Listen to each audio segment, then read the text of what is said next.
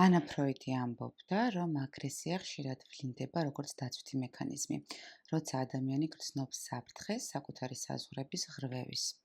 ჩვეულებრივ ვფიქრობთ, რომ აგრესია რაღაც ცუდია, დამანგრეველი, მაგრამ ფსიქოანალიზში აგრესია სულ სხვანაირად განიხილება, როგორც ფსიქიკის რეაქცია ფრუსტრაციაზე, გაღიზიანებაზე. ფრუსტრაცია, როდესაც რაღაცა ძალიან გინდა, მოლოდინი გაქვს, მაგალითად სიამოვნებას ელოდები, ხო? მაგრამ ეს არ მოდის. შემდეგ ჩვენში გროვდება დაძაბულობა და ეს უბიძგებს ფსიქიკას მოქმედებისკენ. ზუსტად ამ გრძნობას ვეძახით აგრესიას.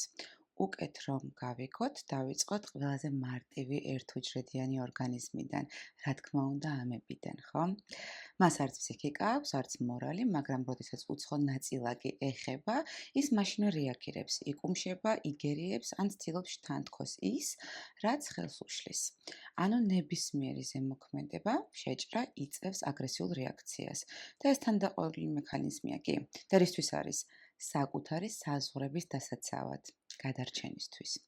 შეგვიძლია ცხოვრებსაც დავაკვირდეთ და კარგად დავინახოთ მათ რეაქციას გაღიზიანებაზე.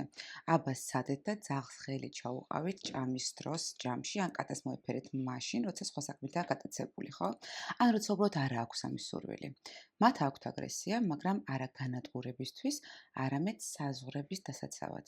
ჩვენც როგორც სხვა ცოცხალ არსებას გვაქვს დამცავი მექანიზმი, მაგრამ ჩვენი საზღვრები არა მხოლოდ სხეული და ტერიტორია, არამედ პირადი დრო, პატივისცემა, უფლება ვთქვათ არა და ასე შემდეგ. და როცა ვინმე მათ არ ღვევს, ფსიქიკა აგრესიით რეაგირებს. მგონია, რომ ეს ყველასთვის ბუნებრივი და გასაგები მომენტია.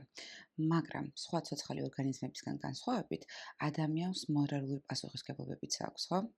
ჩვენც გვაქვს აგრესია და ეს აბსოლუტურად ნორმალურია, თუმცა ჩვენ გვაქვს დანაშაულის გრძნობაც, პასუხისმგებლობები მორალური, პირველ რიგში საკუთარი თავის მიმართ.